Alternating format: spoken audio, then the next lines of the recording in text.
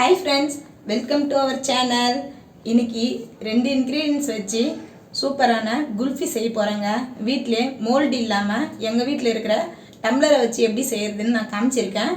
எனக்கு சூப்பரா வந்தது. உங்களுக்கு எப்படி வந்ததுன்னு சொல்லிட்டு நீங்களும் செஞ்சு பார்த்துட்டு சொல்லுங்க. வாங்க நம்ம வீடியோக்குள்ள போயிட்டு பார்க்கலாம் எப்படி செய்யறதுன்னு சொல்லிட்டு. வாங்க குல்ஃபி எப்படி செய்யறதுன்னு பார்க்கலாம். அதுக்கு அடுப்பு மேலே ஒரு ஃபேன் வச்சுருக்கேன். வச்சுட்டு இதில் 1/2 லிட்டர் பால் வந்து சேர்த்துருக்கேன். இந்த பால் வந்து 1/4 லிட்டர் அளவு ஆவற வரை நல்லா வந்து கலக்கி விடணும். இது நல்லா வந்து காய்ச்சி கொஞ்சம் திக்கான பதத்துக்கு வரட்டும். நான் வந்து ஆவினில் ஆரஞ்சு கலர் பால் ஊற்றிருக்கேன். ஃபுல் கிருமியாக இருக்கிற பால் வந்து எடுத்துக்கிட்டிங்கன்னா ஈஸியாக இருக்கும், சீக்கிரமாக செய்யலாம் குல்ஃபி. பார்க்கலாம், இது வந்து கொதித்து வரட்டோங்க. பால் காயிட்டோம்.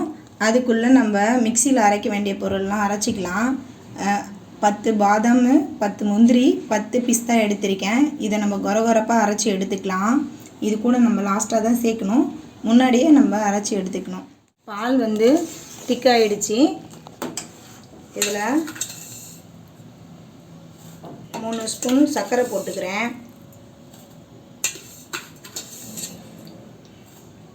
உங்களுக்கு ஸ்வீட் எவ்வளோ வேணுமோ அது போல் நீங்கள் கொஞ்சம் எக்ஸ்ட்ரா கூட சேர்த்துக்குங்க. சர்க்கரை சேர்த்துட்டு டேஸ்ட் பண்ணி பாருங்கள். உங்களுக்கு சுகர் கம்மியாக இருக்கிற மாதிரி இருந்தால் நீங்கள் இன்னும் கொஞ்சம் இனிப்பு சேர்த்துக்குங்க. நாங்கள் இப்போ போட்டுக்கிறது கரெக்டான அளவு போட்டுட்டு கலக்கி விட்டுருங்க. கலக்கிட்டு கொஞ்சம் ஏலக்காய் தூள் போட்டுக்குங்க.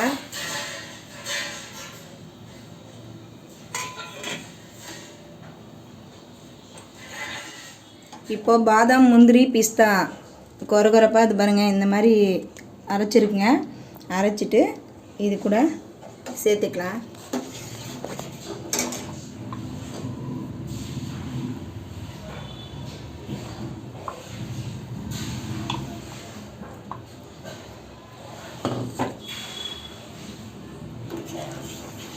இது ஒரு நிமிஷம் போல் நல்லா கலக்கி விட்டுருங்க.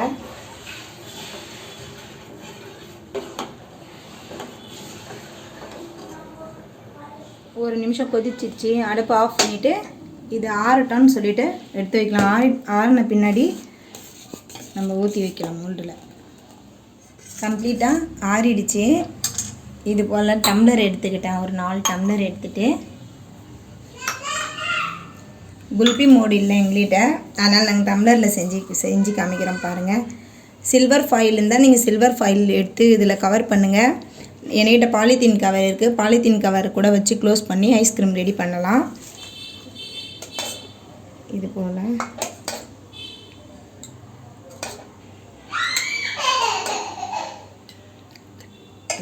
4 டம்ளரில் இது போல் ஊற்றி வச்சுக்கிட்டேன் பாலித்தீன் கவர் வச்சு. இப்போ இதை க்ளோஸ் பண்ணிக்கலாம். இது பிடிச்சிட்டு உங்கள்கிட்ட சில்வர் ஃபாயில் இருந்தால் நீங்கள் அதில் போட்டுருங்க. நான் இந்த பாலித்தீன் கவரில் செஞ்சு காமிக்கிறேன். இது போல் ஒரு ஸ்டிக் ஐஸ்கிரீம் ஸ்டிக் எடுத்து சென்டர் பகுதியில் இதுமாரி போட்டுக்குங்க. எல்லாத்தையும் இது போல் கவர் பண்ணி வச்சுக்கணும். பண்ணிவிட்டு இதை ஃப்ரீசரில் வச்சிடலாங்க. ஃப்ரீசரில் வைக்கணும். 8 மணி நேரத்துலேருந்து 10 மணி நேரம் வந்து இருக்கணும். அப்புறமா எடுத்து பார்க்கலாம் எப்படி வந்திருக்குன்னு சொல்லிட்டு. 8 மணி நேரம் ஆயிடுச்சுங்க. பாருங்கள், ஐஸ்கிரீம் ரெடி ஆகிடுச்சு. பார்க்கலாம் எப்படி வந்ததுன்னு சொல்லிட்டு.